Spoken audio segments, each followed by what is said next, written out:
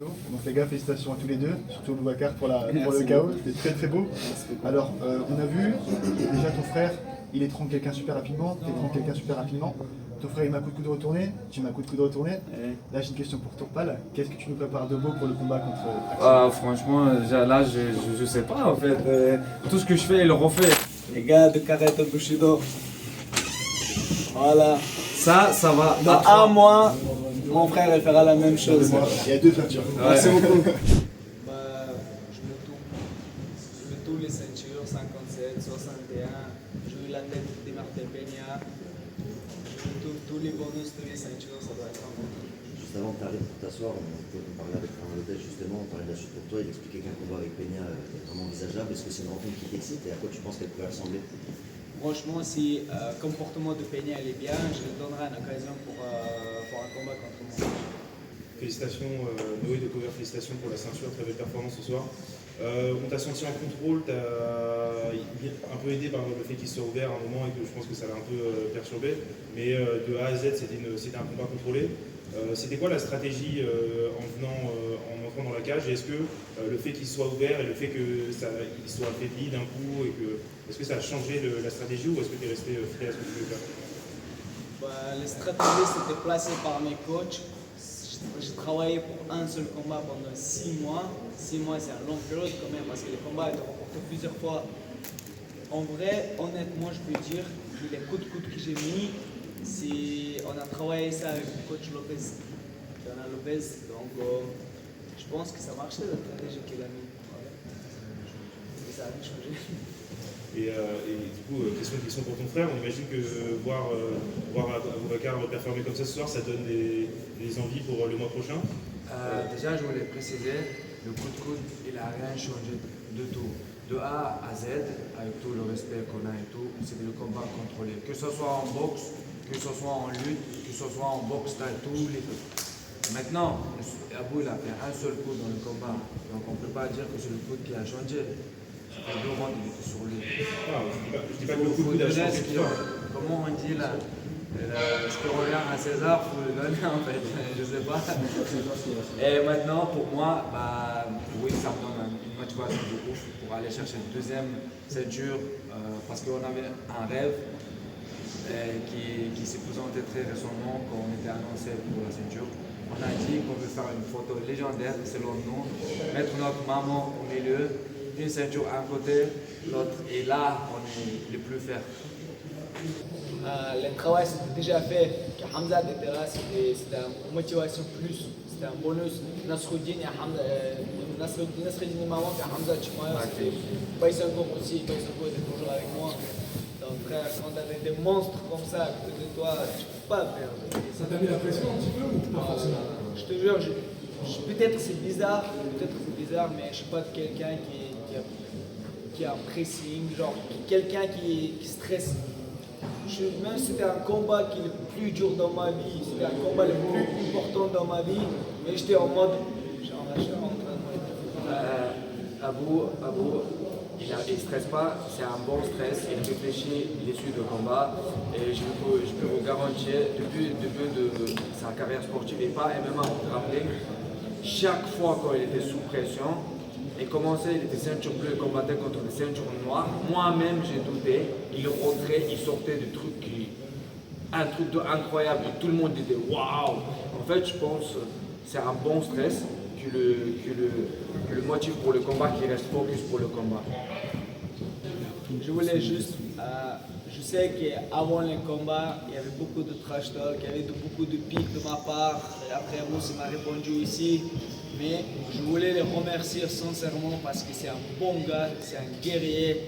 C'est le seul qui a osé accepter le combat contre moi. Lui, pour moi, c'est un des meilleurs combattants en France et c'est quelqu'un qui mérite vraiment le respect. Tout ce qui se passait dans le réseau, ça reste là-bas. C'était juste, c'est notre travail, on a essayé de vendre ce combat. Mais Moustapha, c'est quelqu'un qui est futur, je pense que quelqu'un, ça va rester quelqu'un proche pour moi. Du sujet directement, la suite pour Abou. La suite pour Abou, je pense que le suivant pour Abou, c'est forcément Peña, qui est le champion contester la ceinture intérimaire et donc si Peña veut bien, il fera la défense de ceinture. Si Martinez, Abou fera la ceinture avec quelqu'un, je ne sais pas encore qui, on a quelques réserves, mais pour le moment c'est Peña. Le combat entre Peña et Abou devrait avoir lieu sur le début 2024. Ok, très bien. Fernand, est-ce que tu peux nous en dire plus sur les ambitions d'Ares en 2024 ? Est-ce que tu peux potentiellement annoncer des dates pour le début d'année ? Est-ce que tu sais combien de dates sur Ares ? Est-ce que tu peux nous en dire plus par rapport à ça ? Sur 2024, il y a une dizaine de dates. Mais je ne peux pas annoncer les dates parce que j'ai besoin de quelques jours. Il faut qu'on finalise les signature de contrat de ça. Ce serait très compliqué pour nous d'annoncer une date et avoir un souci. Je n'ai pas si rapide, on a annoncé l'événement l'année dernière en septembre sur la scène musicale et finalement on n'a pas pu le faire parce qu'on n'avait pas signé le contrat, donc on va éviter de faire ça. Mais voilà, on a une dizaine de dates parmi lesquelles il y a 2 dates qui seront en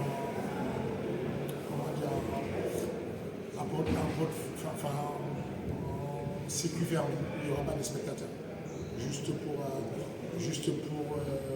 télévision. Il y aura 2 dates en 2024 qui seront fermées, qui seront entre guillemets considérées comme un apex. C'est ça.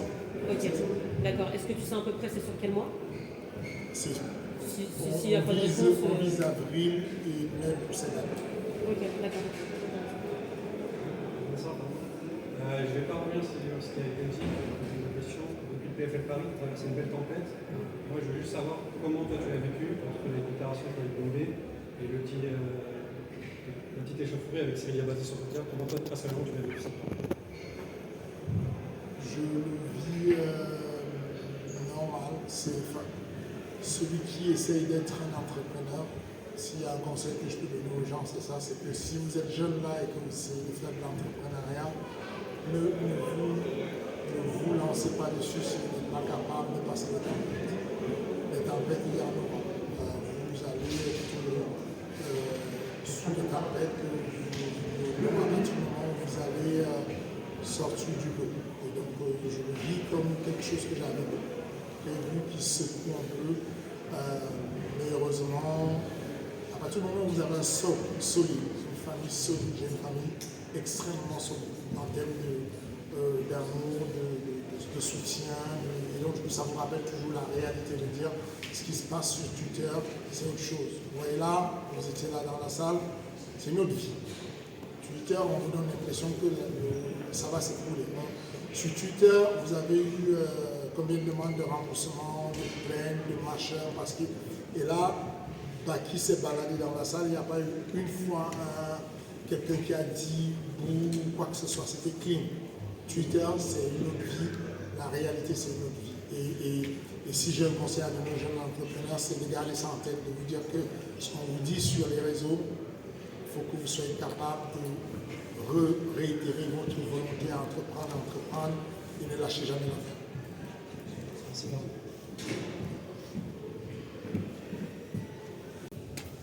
Fernand, je voulais compte pour le Figaro. Moi, je voudrais savoir comment se passe la restructuration du MMA Factory, qui est déménagé de Rungis. Est-ce que le partenariat avec Vedom, qui est un partenariat très important, se passe bien? Est-ce qu'il y a eu une autre marque qui est intéressée? Est-ce que l'aménagement de la nouvelle salle avance? Comment se passe cette restructuration? Plutôt bien. Plutôt bien. C'est bizarre de le dire, mais cette salle-là, ce qu'on a aujourd'hui comme la maison mère, déjà le flagship qu'on a, le MMA Factory dans le 12e, 91 boulevard Poniatowski, c'est une salle qui a vu naître des champions, y compris des champions du monde. Donc on n'a pas eu besoin d'aller plus loin. Dans cette petite salle-là de 300 mètres carrés, 350 mètres carrés, on a eu un athlète qui est devenu aujourd'hui le champion du monde et le champion de boxe qu'on connaît, Francis Ngannou. Dans la même salle, on a eu Cyril Gane, dans la même salle, on a eu Nassoudine Maroc, dans la même salle, tous ces tueurs-là viennent de cette petite salle, déjà. Ensuite, à côté de ça, on a un partenariat très bien avec la meilleure école de jiu-jitsu brésilien en France, sur les 3 dernières années. c'est Infinity, qui gagne tout en Guy, en Nougui, et avec nous, on a ouvert une salle à la défense. Donc, vous pouvez y aller, vous avez la possibilité de faire le jeu brésilien, le MMA, est-ce que vous voulez là. Et puis le partenariat avec Venom, c'est très bien. Ce que vous avez vu là, Venom, toujours sponsor de Ares, Venom, toujours sponsor de ma Factory, Venom, toujours sponsor de Seringan. Bien entendu, il y a une structure qu'on a aménagée à un moment donné parce qu'on voyait la rentabilité n'est pas bonne.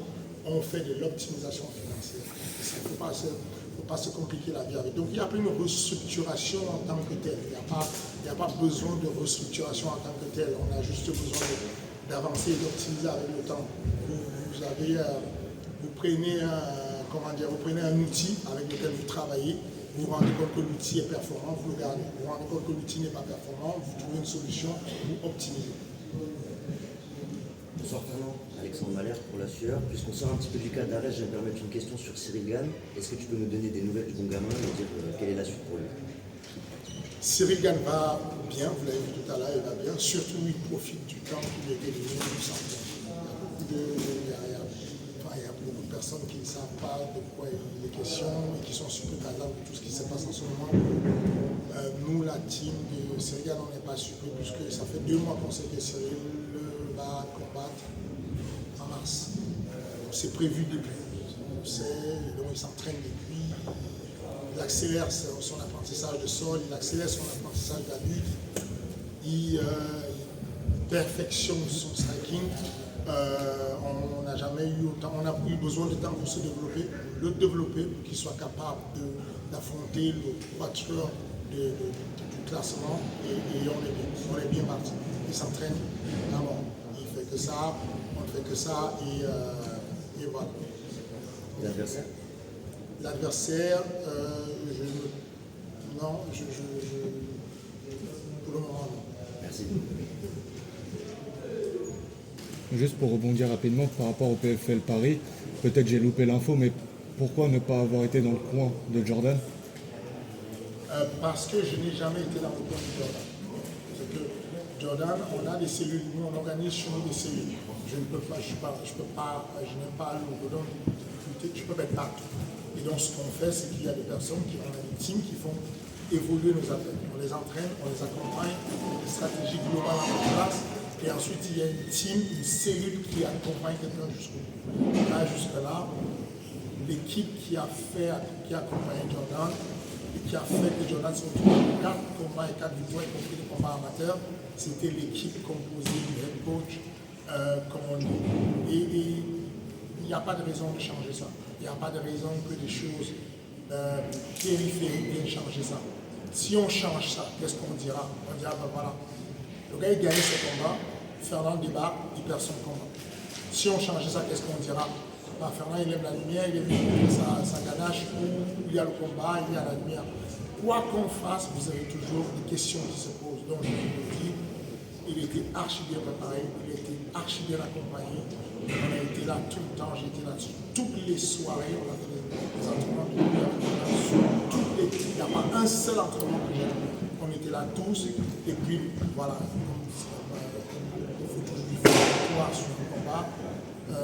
Son adversaire était bon, on a gagné. Il ne faut pas chercher autre chose, il ne faut même pas se poser la question. C'est comme ça, il a eu une bonne team, il aura toujours cette team. Chacun de nos gars de MMA Factory a une cellule qui l'accompagne et sa cellule.